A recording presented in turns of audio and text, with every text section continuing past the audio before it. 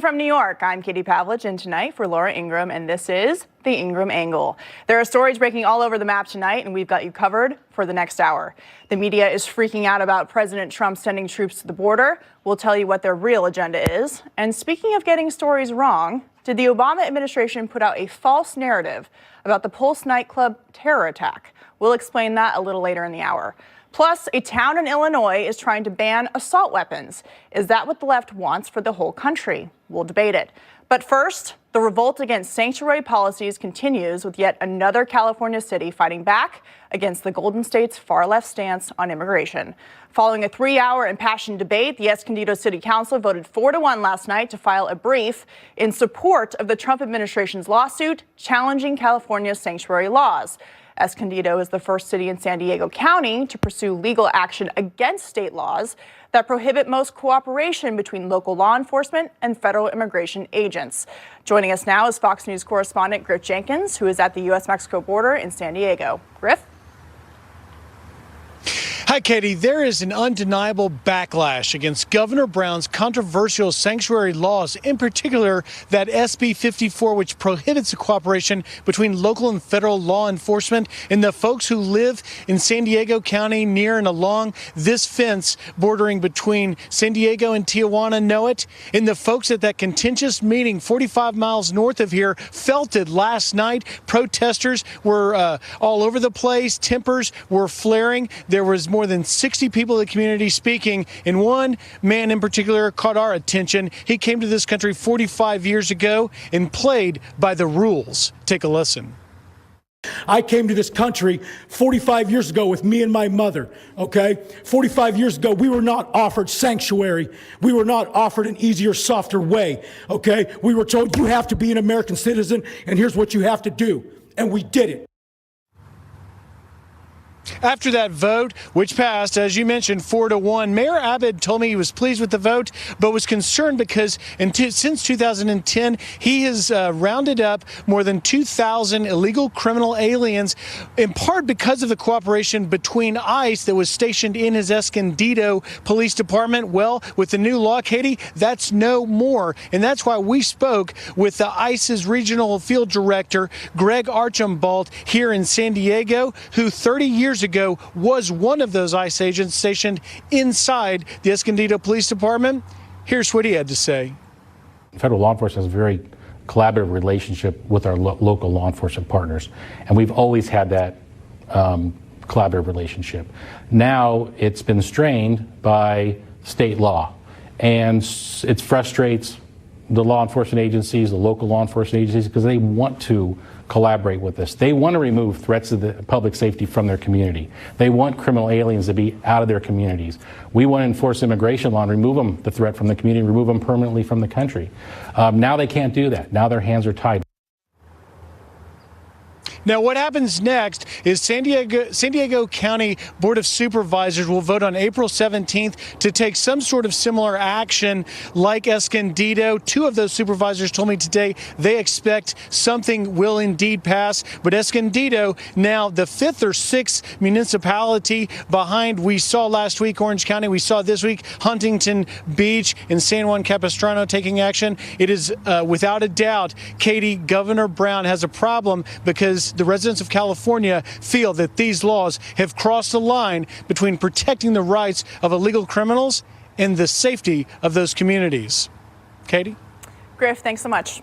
Joining us now is the man at the center of this story, Escondido Mayor Sam Abed, who is a Republican, and Berkeley, California Mayor Jesse Areguin. Thank you both so much. I should note that the Berkeley mayor is a Democrat who supports sanctuary policies. But first, I want to go to you, Mayor Abed.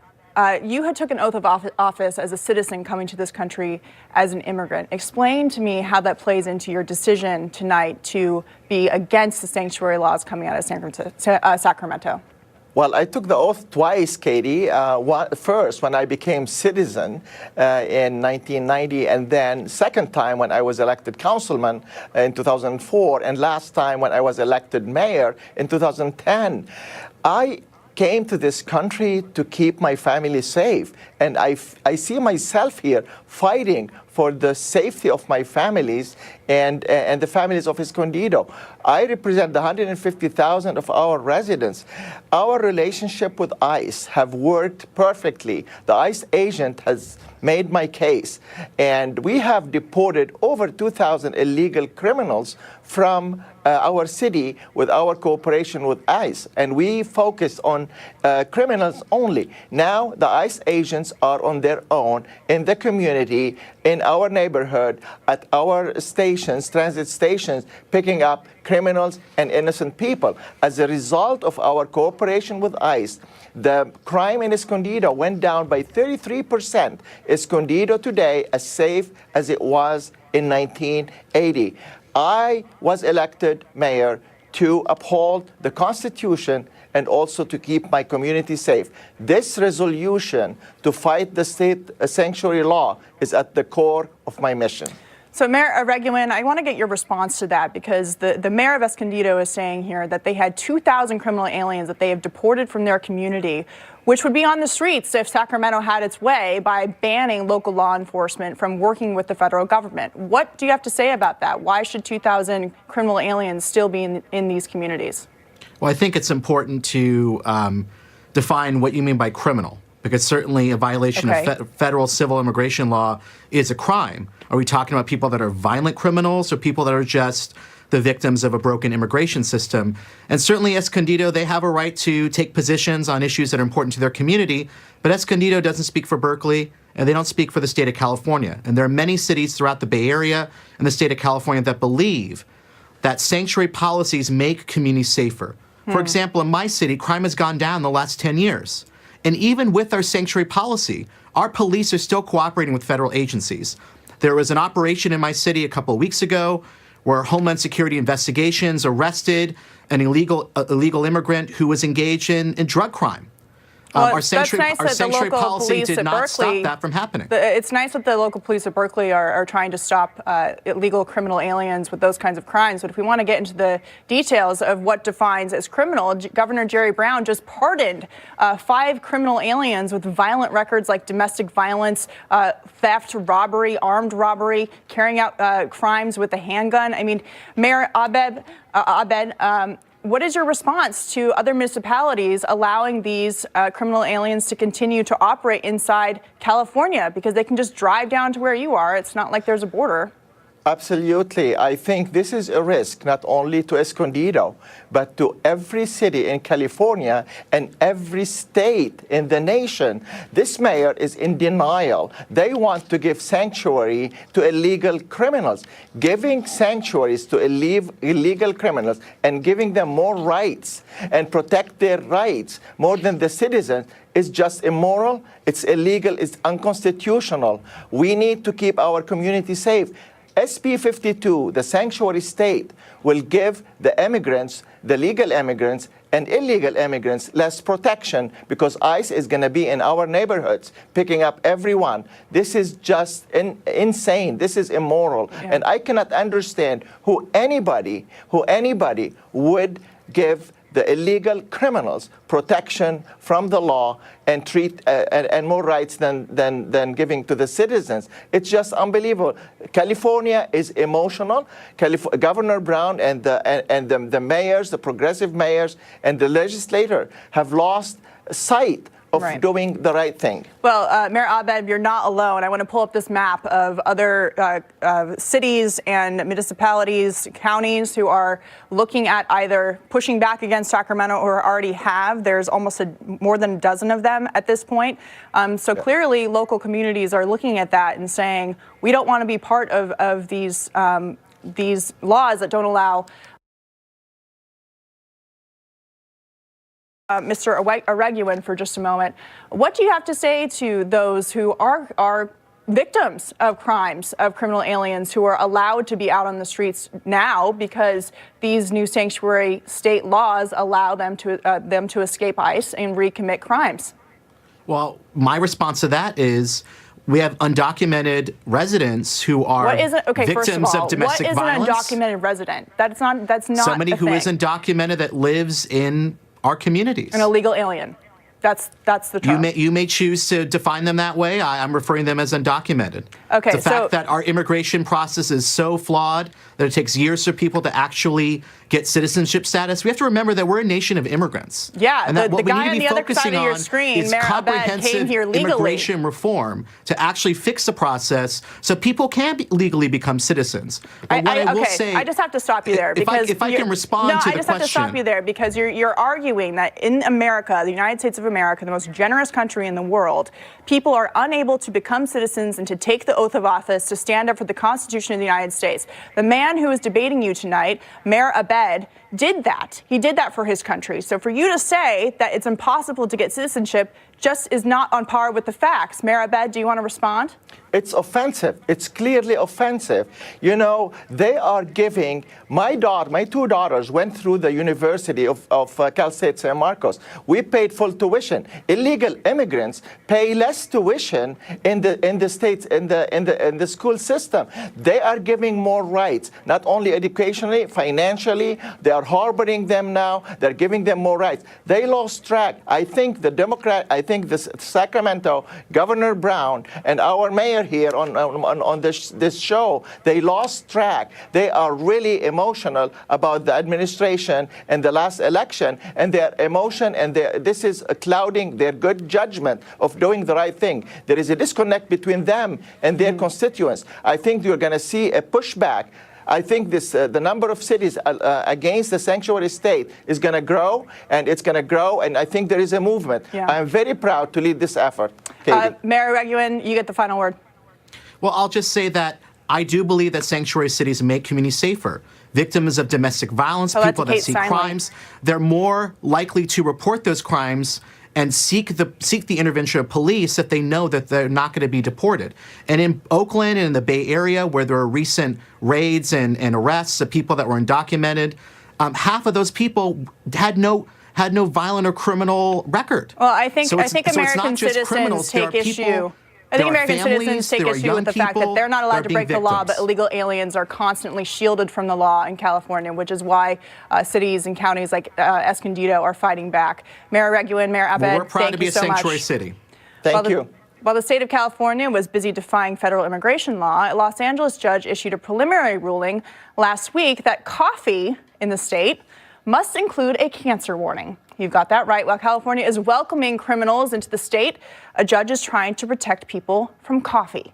Joining me now for reaction is Fox News contributor and president of Independent Women's Voice, Tammy Bruce, whose latest article is all about California's wacky approach to public safety. Yeah, great segment just now because it's just the absurdity is really highlighted there with some of those arguments. But as they're doing this, as those arguments are being made, and as you mentioned, as the governor had pardoned at least actually 70 criminals, but 5 ex-convict illegal aliens, including convictions for kidnapping and all of that, pardoned so they can avoid being deported. In the meantime, a judge is now forcing coffee shops to post a cancer warning in any place that serves coffee. It could be the Starbucks or the 7-Eleven, so that you can at least be reminded that maybe it's your lifestyle that is the problem. But also they're considering banning straws and the plastic caps on bottles, because we all love the oceans. We want to save the oceans. But what we know about the plastic in the oceans is that the supermajority of it, over 90%, is coming from China. So banning straws in California is not going to save the ocean. So the messaging here is, while the criminal illegal aliens are being embraced and protected, American citizens going about their regular business, having a straw, having a cup of coffee, the message is that you're the problem, your lifestyle is the problem, and you're the ones who have to be controlled. Yeah, California has a whole list of warning signs and labels that they put on things. Amusement parks, hotels, boats, wooden furniture and flooring, pumpkin puree, potatoes in California have a warning. I mean, the list goes on and on and on. In California, any person who possesses a number of living frogs for jumping contests must be condemned. They want to signal that they care about people, they want to keep you safe. safe and that they need to keep you safe from yourself. Well, in the meantime, if you're at the coffee shop getting your coffee and worried about the coffee's going to hurt you, the person standing next to you might be that criminal, illegal alien, ex-convict who's a kidnapper who's standing right next to you. So the messaging is the American citizen is the problem, who has to be protected from themselves, as they then effectively embrace criminals who we know have behavior that harm individuals and actually elevate them and embrace them. This is the leftist message. We see it whether it's Los Angeles or London. You can see what unregulated liberalism does, and that's the bottom line. It's liberalism that is the danger to individuals in this country, and liberal policy, certainly not the American citizen. Well, and I would say it's leftism. Liberalism has this way of making it seem like openness and freedom, when really California has become somewhat of a totalitarian state. Their policies work to control people, not to set them free. That's the difference. And the thing is we were trying not to laugh. Actually, we did laugh coming into this segment a little bit because it is funny. But the truth is, when you get down to the seriousness of this, and you laid out so eloquently in your op-ed, which is available at foxnews.com, this is about criminality and people's lives being at stake. That's right. That's right. You've got criminals who have a history of behavior that destroys lives. And in the meantime, California last year also passed a law demanding that farmers control the flatulence of cows because of global warming, which is impossible. But if you then wake up in California, you effectively, in a lot of ways, could just automatically be a criminal. Also, San Francisco, you can only park a car in your garage, nothing else. It is remarkable micromanaging of your lives while then ushering in directly dangerous frameworks in your lives. And of course, it confuses people. It sends a message that we're the problem. And it also, though, for tyranny, it does create a division, a chaos, and effectively a confusion about what one can do in their lives and where you can be safe. In California, it's not many places these days. And that's why I think we're seeing so many municipalities pushing back on this. It's going to have to be the people to push back because the politicians want more of this. They will never stop it. They love the power and the control. That's right. Thank you, Tammy, so much. Really Thanks, appreciate Katie. it. Up next, the media is in a tizzy over President Trump sending troops to the border. We'll tell you what they're getting wrong straight ahead. Yesterday, President Trump signed a proclamation to send the National Guard to the border. And today he specified that he wants 2,000 to 4,000 troops assisting the Border Patrol near Mexico. The media reaction to Trump's border move wasn't exactly calm and rational. This is more of a political move, and it suggests that the president increasingly sees the military as a play toy. This is, I would call security theater. This is election year politicking, and what he wants is the image. When you talk about military on the border, it conjures up an image of soldiers in uniform standing there with bayonets on the Rio Grande. At the end of the day, when we look from a national security perspective, we'll see someone precipitate a national security crisis that could get a lot of people killed. This is based on the whims of a very impetuous and sort of reactive president. The president essentially using the National Guard, creating this hysteria that there's somehow a national emergency, and using our taxpayer dollars to try to booster his low poll numbers, especially with his base. Joining me now is someone who agrees with those voices you just heard, immigration attorney Francisco Hernandez. Francisco, thanks so much for being here. Thank you for having me, Ms. Pavlik. So my first question is, why is it that President George W. Bush in 2006 and later on President Obama, why is it that they enjoyed overwhelming bipartisan support to send the National Guard to the border, but yet here we are with President Donald Trump and there seems to be a problem? Actually, they didn't enjoy bipartisan support. On Capitol Hill, they did. Everybody thought it was... Well, they did, and everybody thought it was a dumb idea, but it's really a detraction. What happened to DACA and immigration reform? Or let's go back to basics. What happened to building the wall and Mexico paid for it? I even came on this show and I said, all right, if we have to build the wall, okay, let's go. We're going to have to legalize 100,000 Mexicans to build it. But what's going on? Congress, Republican majority, hasn't given President Trump $1 to put the first brick on the border. Are we forgetting about that? Now we're going back on the boogeyman about sanctuary Congress cities? just passed $1.6 billion for the wall. So what are you saying? No, that's to repair the parts that fell in 2002 when we started to build it. Border Patrol did an update last week, Francisco, and said, yes, they're repairing old parts of the wall, but they're also starting to build new wall in sectors they've been requested to by local Border Patrol agents on the ground. We haven't even started the legal proceedings for eminent domain. But what happened, even if you build a wall, all you're doing is locking in the 11 million law-abiding, hard-working people that love America. I've told you this before. Nobody loves America as much as undocumented immigrants. Then they should become citizens. Take the oath. If they could, and that is a very good point, Ms. Pavlik. There's a process. They can. And if you listen to Mr. Hannity's proposal and President Trump's proposal, let's create the system that does not exist now. That existed let's just take a step back ago. here. President Trump, you just mentioned DACA, offered to give 1.6 illegal aliens in this country not only amnesty, but a citizenship, it's half of that. A path to citizenship.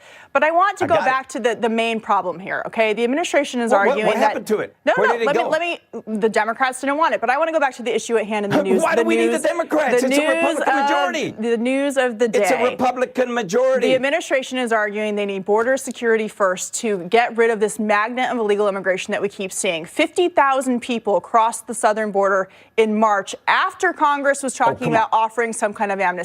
I want to go to President Trump, and then I want you to respond. He was talking about the National Guard today, and then I'm going to get your response. Ms. Pavlik, didn't he just last month say that it was we're going to listen to the president, and then I'm going to have you respond, okay? He talked about the National Guard today.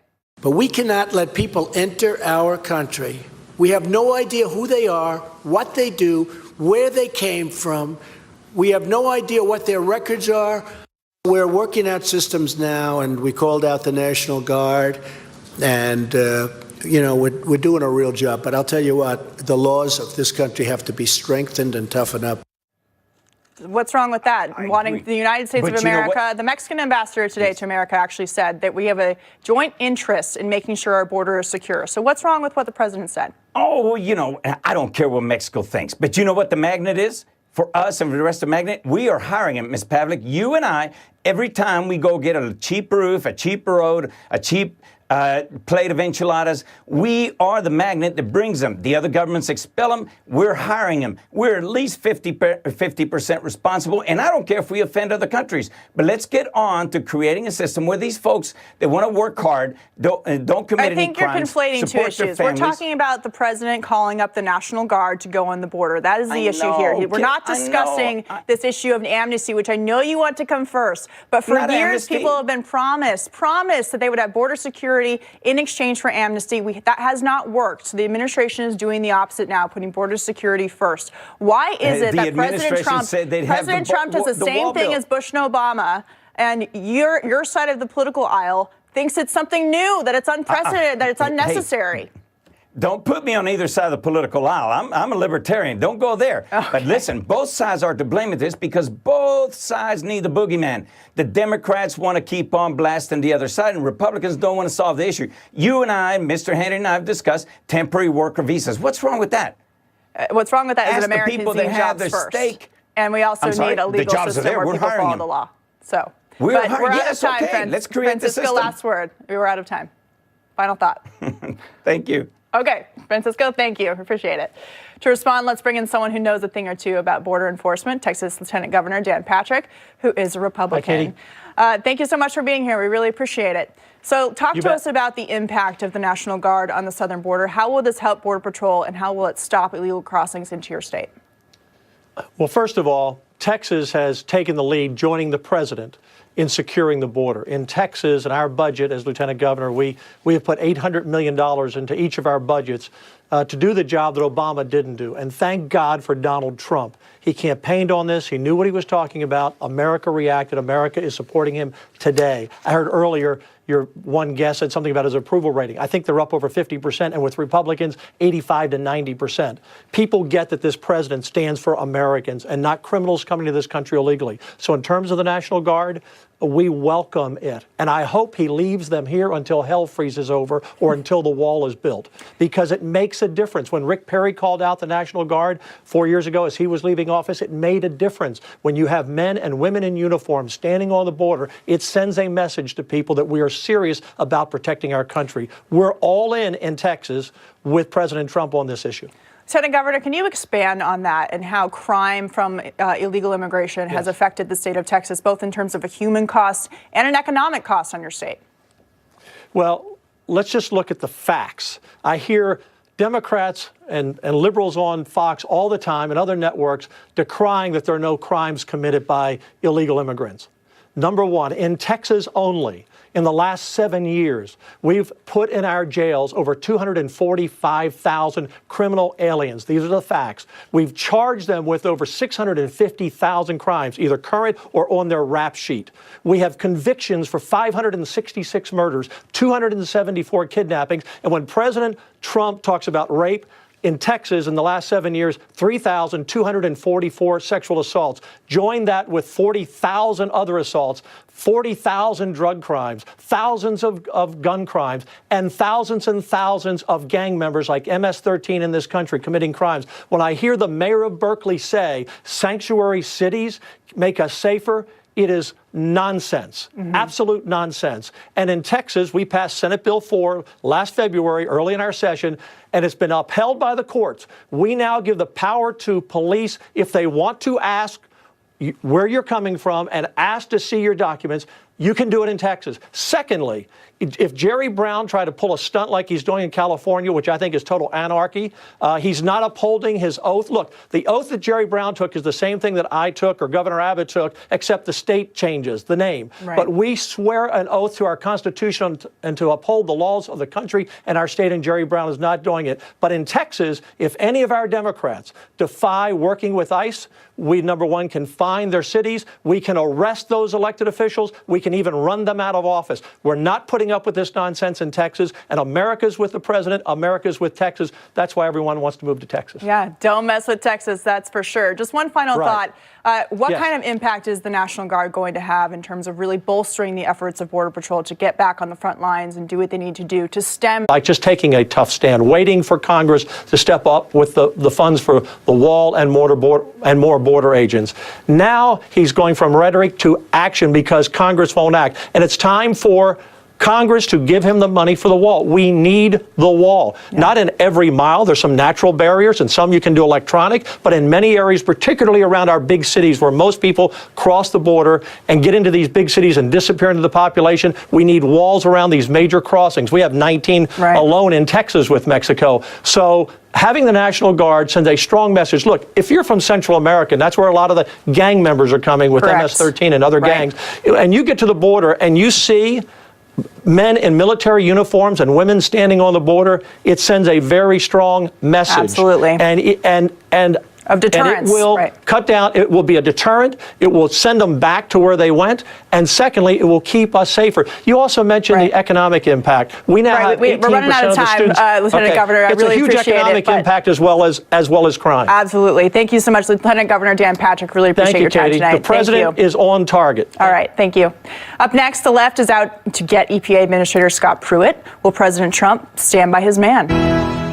Welcome back. Pressure is mounting tonight for President Trump to dismiss EPA Administrator Scott Pruitt after reports surfaced that he had a rented condo owned by the wife of an energy lobbyist for $50 a night. To explain what's going on, let's bring in Fox Chief National Correspondent Ed Henry. Scott Pruitt kept making the case to me that he has been a strong implementer of President Trump's agenda of cutting government regulations to stimulate the economy and save taxpayer money. And the best news for him right now is the president seemed to respond to that case today by saying he still has confidence in Pruitt. But White House officials privately note this president has previously voiced support for other cabinet chiefs, only to push them out shortly thereafter. In fact, today, a White House spokesman seemed to give Pruitt soft backing speaking by saying he could not speak to the administrator's future. CNN is reporting the president saw Pruitt's interview with Fox and was not happy with the answers. White House officials also spreading the word they told Pruitt not to do the interview, but he did it anyway, much like he's accused of going around the White House to get big pay raises for those two close aides. In fact, the Washington Post reporting tonight that despite telling Fox he only found out about it this week, that's not true. Meanwhile, Pruitt is dealing with new problems. Another top aide, Samantha Dravis, has indicated she's resigning. Insiders say it's unrelated to the ethics questions, but it comes at a time that other aides are looking to get out amid the turmoil. While a new memo from an EPA ethics lawyer suggests he only okayed the arrangement where Pruitt rented an apartment from a lobbyist based on federal gift rules, but did not have all the facts to determine whether it presented a conflict of interest. And the third House Republican today called on Pruitt to go. An aide to Congresswoman Elise Stefanik saying the upstate New York lawmaker believes, quote, it's in the best interest of the EPA for Mr. Pruitt to resign. Those supporters of Pruitt are rallying to his defense. Rand Paul, you can see, tweeting, Scott Pruitt is likely the bravest and most conservative member of Trump's cabinet. We need him to help real Donald Trump drain the regulatory swamp. And Kim Strassel, columnist for the Wall Street Journal, has noted that then President Barack Obama's EPA chief, Lisa Jackson, she spent almost twice as much money on an official trip to China than was spent on a trip to Italy by Pruitt, who told Fox he believes the media largely gave Obama a pass. Watch. Obama cabinet official rented an apartment here in Washington from the wife of a Washington lobbyist. You don't think Donald Trump and you know nothing about it, Ed? You know nothing about it, Ed? They weren't even looking at those issues back then. I think that Scott has done a fantastic job. I think he's a fantastic person. So a vote of confidence there from the president, but the New York Times is reporting at least 5 EPA officials were reassigned or demoted after they voiced concerns about big spending, plus the fact that Pruitt wanted an expanded 20-person protective detail, very large for a cabinet chief. But he did tell me in that interview that because of his effectiveness in overturning regulations, liberals are so angry that he's gotten lots of death threats. So we should put it in that context, Katie. Ed, thank you very much. We appreciate it. Well, President Trump traveled to West Virginia today where he had some tough talk for China. For many years, no president wanted to go against China economically, and we're going to do it. We had a trade deficit of almost $500 billion last year with China, and I have great respect for the president of China, President Xi, but he's representing China, and I'm representing the United States of America, and it was time that we did something. And late breaking tonight, President Trump says he's considering an additional $100 billion in tariffs on China after the communist state said it might levy tariffs on $50 billion in American products such as soybeans and pork.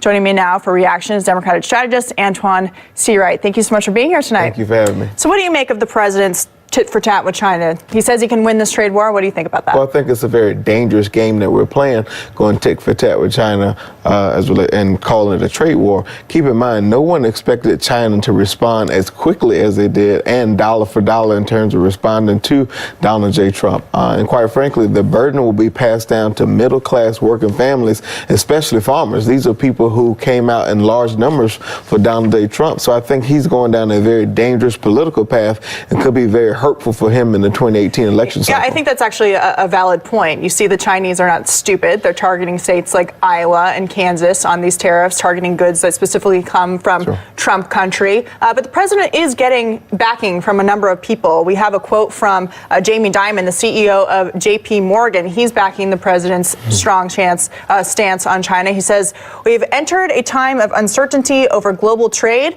President Trump has begun to demand material changes in our trade agreements with many countries and nations, probably most importantly between the United States and China, the world's 2 largest economies. We should acknowledge many of the legitimate complaints about trade.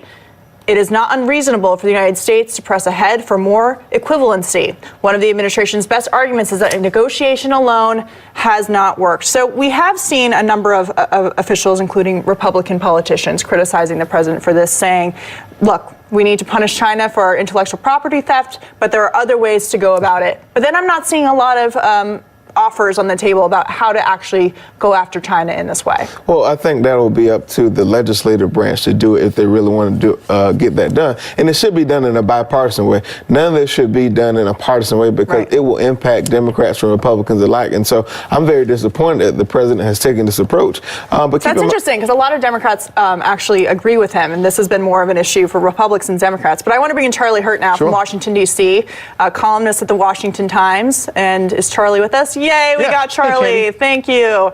All right, so what is your take on this? President is threatening to levy an additional $100 billion against China on tariffs. Are they being strategic in targeting some of his most ardent supporters? Oh, I think without a doubt they're being strategic. But, at the end of the day, the thing that is important to remember is one thing everybody agrees upon is that for a long time, China has been taking advantage of the United States. They've been stealing intellectual property. They have not been practicing free trade the way that that all of the agreements had envisioned. And so goodness knows, I love free trade. I want free trade. I think Donald Trump wants free trade. But at some point, you have to address these problems that have plagued the United States for decades now.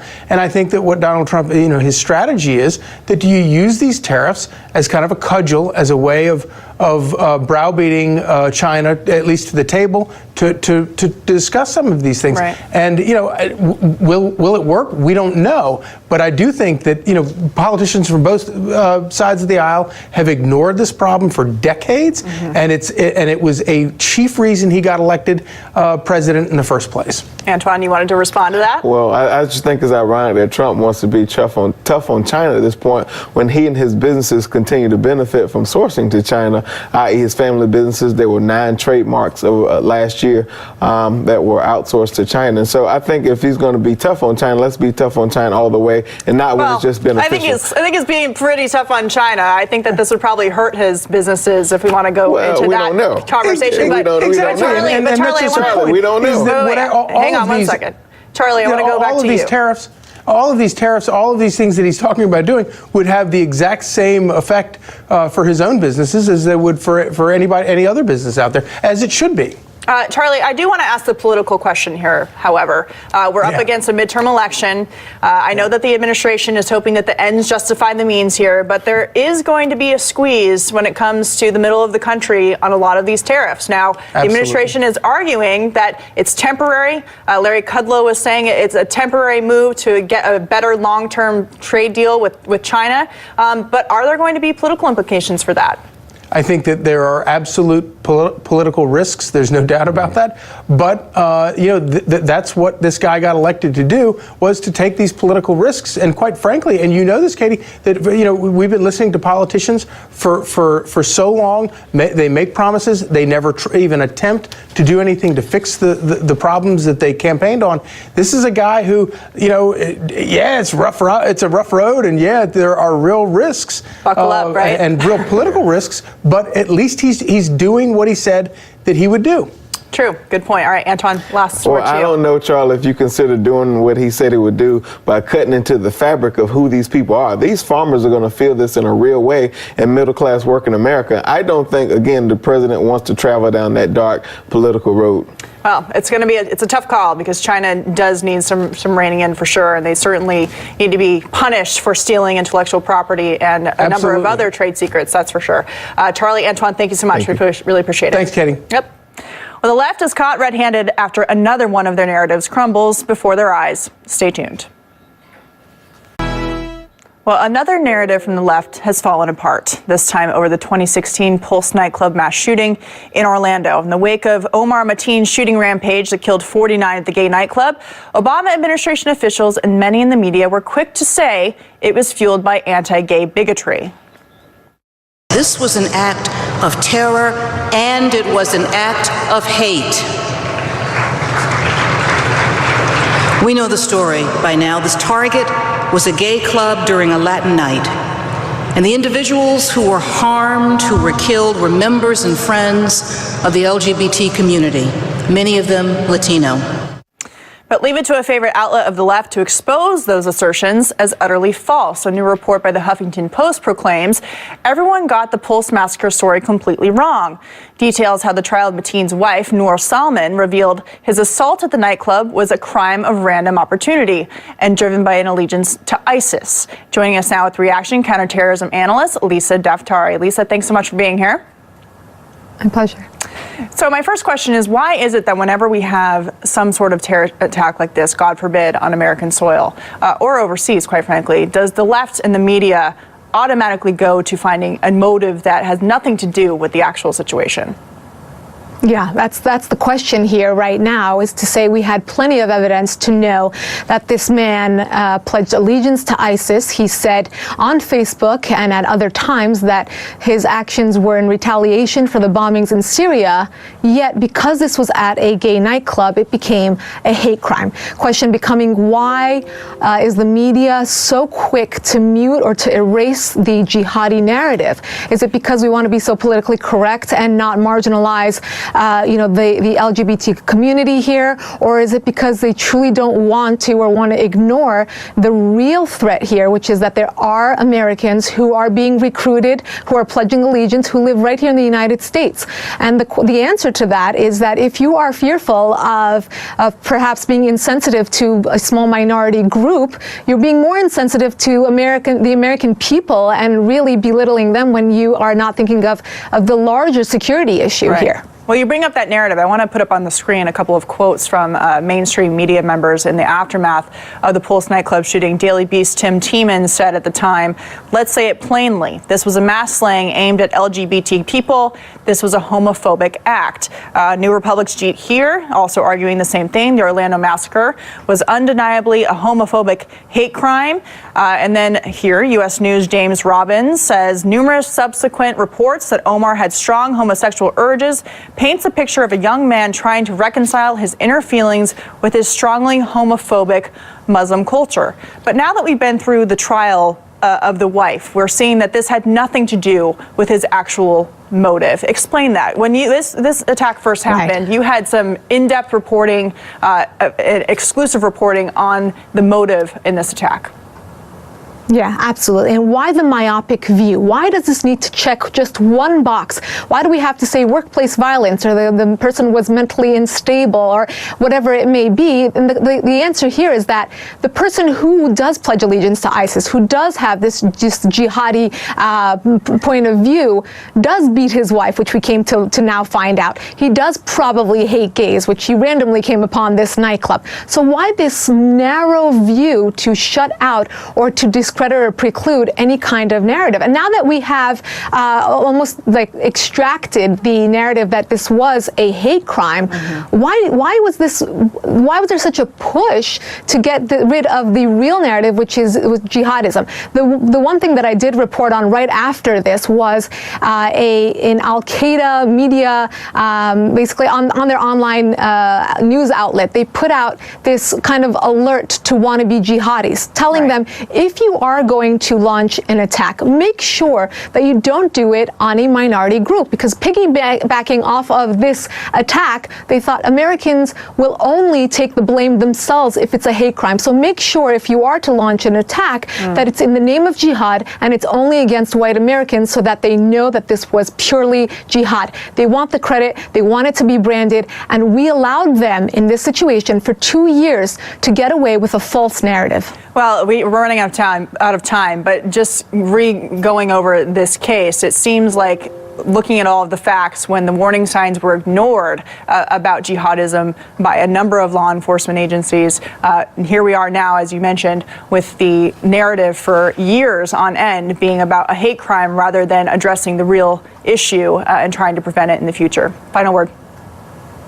Absolutely, and I think the false, kind of thing that's coming out about this now, even in the Huffington Post piece, is that this is stuff that came to light after the trial, and that's absolutely not true. We knew all of these pieces of evidence when the crime happened, that he pledged allegiance to ISIS, that he was doing this to retaliate for the crimes, that so-called crimes that America's committing in Syria, and this was all really to just take away from the real narrative that this was jihad and this was Islamic economic terrorism. All right, well, Lisa Daftari, one of the best. Thank you for coming on. We appreciate it. Thank you. Well, give up your gun or face the consequences. Where a mayor just struck down the Second Amendment. Next.